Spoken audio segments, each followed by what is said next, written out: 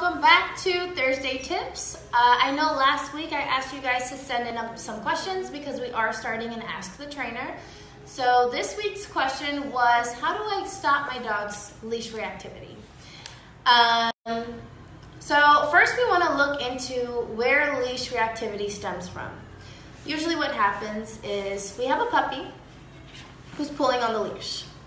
And the puppy really wants to say hi to dogs, hi to people, hi to leaves, hi to whatever bush they want to go to, but they keep being restrained by this leash.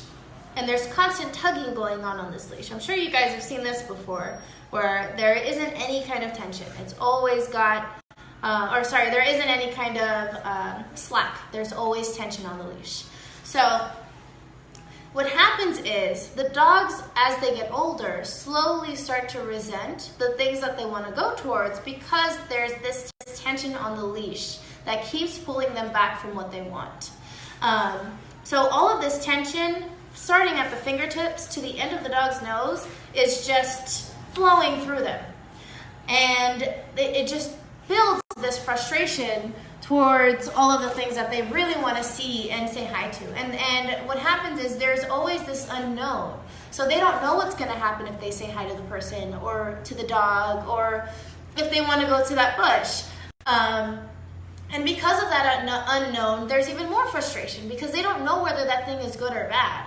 And now they've developed this leash reactivity, so every time they do go towards that thing, it's a bad experience because there's just this extra energy going at it, and there's all of this pent-up emotion that just gets honed in on this person, dog, or whatever that other animal may be. So what we want to do is we want to teach the dogs, instead of resisting the tension, to go with the tension. So this little dog is sleepy here, but I'm going to try to get her up. One sec. Come on, Becca. Come on. So what I'm going to do is I'm going to pull her over here. Come on, let's go. Okay, I'm going to pull her this way. I'm going to pull her this way. Come on. I know you're sleepy. I'm pulling her up, and then I'm pulling her down so she knows not to resist the pressure. So that is the first thing you want to teach them, is to always go with the leash. And then there isn't any room to have a good learning session. So they have to develop this new habit first before you can start adding those old distractions back in. If you guys have any more questions, please make sure to let us